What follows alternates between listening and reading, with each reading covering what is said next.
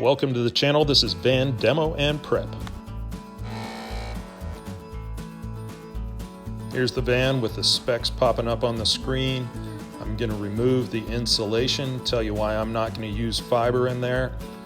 I'm going to seal up the roof seams and install sound deadener with a couple of hacks for that. So let's go. Got these little puck lights. They are battery operated. They have a remote. I think I'm going to repurpose those and use them in the storage area. Little bonus, I got a Pioneer amp in there. See what I can do with that. You got your standard toolkit there under the passenger seat. I'm gonna roll up that bed rug, and it is hot in Florida. Got a little sweaty there. All right, now I'm just going through with a plastic automotive toolkit, pulling out those fast tabs, which you might know are a little bit of a hassle. There are also some screws holding in these side panels, going through pulling those out.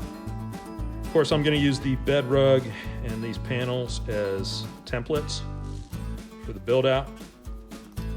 It's going to make the cuts a whole lot easier.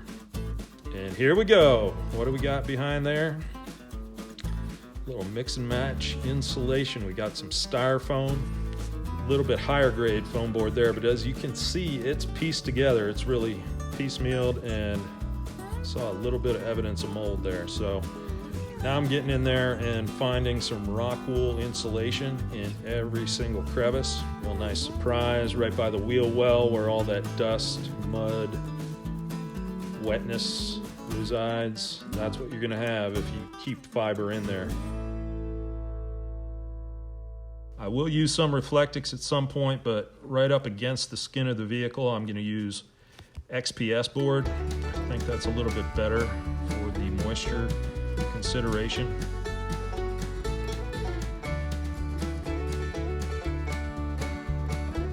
Got a little water on the floor. Got to find out where that came from. The rock wool was holding all that up, so it was never really getting down to the floor.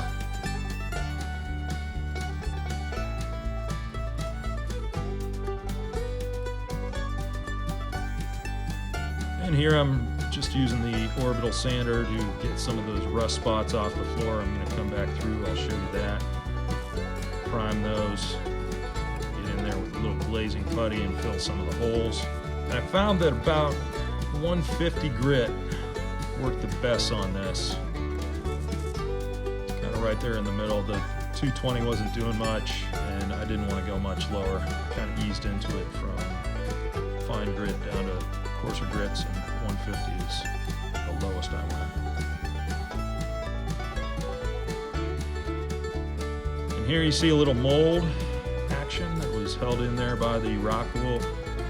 I later found out that was actually stuck to some spray foam insulation, but here we go. I think this is the reason for the water intrusion. So I'm up here with a metal scraper,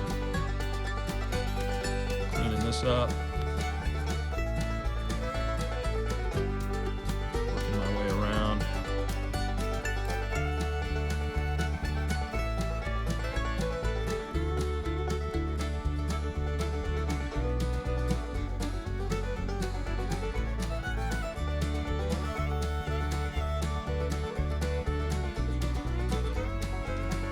Coming back through with some dish soap in a spray bottle.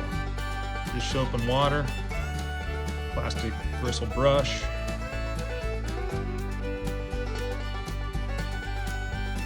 Another look at the crack after I've cleaned it up, looking a little bit better. In the meantime, while that's drying, I'm going to jump down to the floor, clean that up a bit, get it ready for primer, filling in some of those holes, and ultimately I'm going to show you how I installed the sound deadener in a bit here. And I'm using the Zinsser primer on the inside, try to keep that mold under control before it even gets started.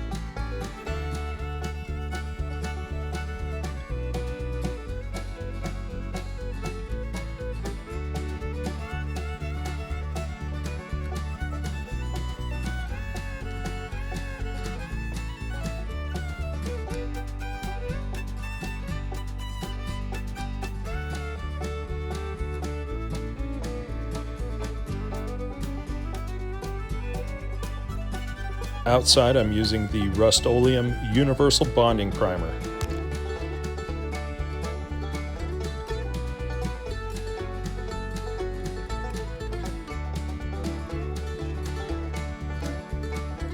On the roof, I used Blackjack acrylic roof and construction sealant. On the tailgate, I used Rust-Oleum automotive enamel. I've got the black shorts on now, so no more booty sweat to worry about. But if you see me out in a red shirt and brown pants, watch out.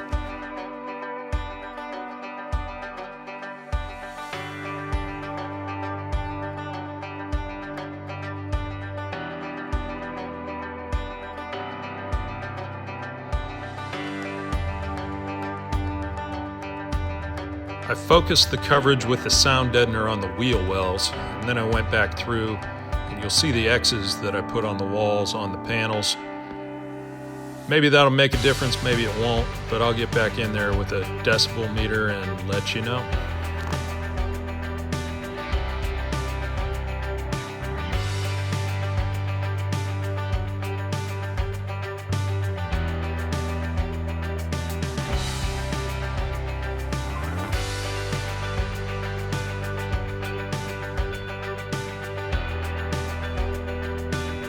I had good ventilation while installing this sound deadener, but if you're working in a garage, highly recommend you wear a mask. Pretty strong fumes from this stuff.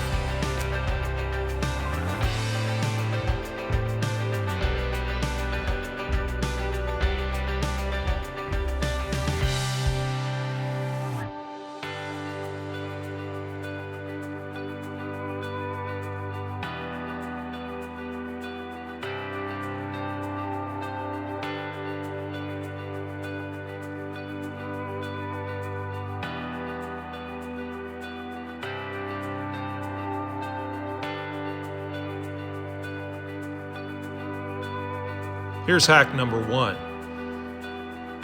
I took a soup can, cut it up with the tin snips, wrapped it around a short paint roller, and duct taped it. And I'm using that to flatten the sound deadener. Because if you can't duck it, you know what to do.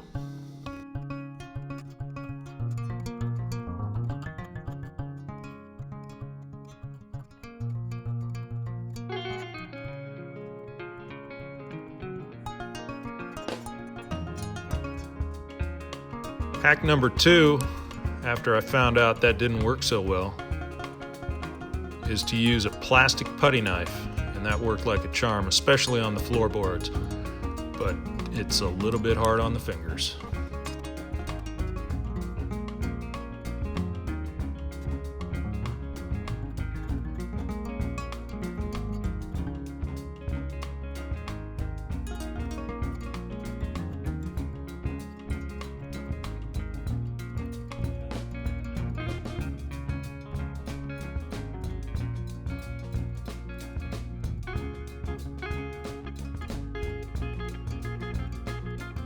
I found the best technique with the putty knife was to start out with a paintbrush motion like you're putting spackle on the wall. Then you go back with a scraping motion, starting with a shallow angle and moving to a steeper angle.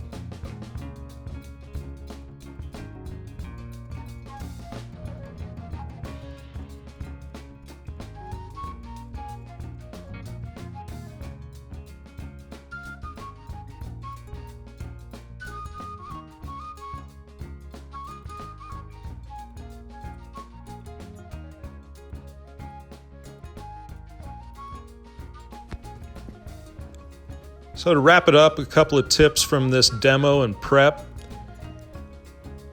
Pull anything out that you can use as a template, save that. Mark any old panels that are in there and use those as a template.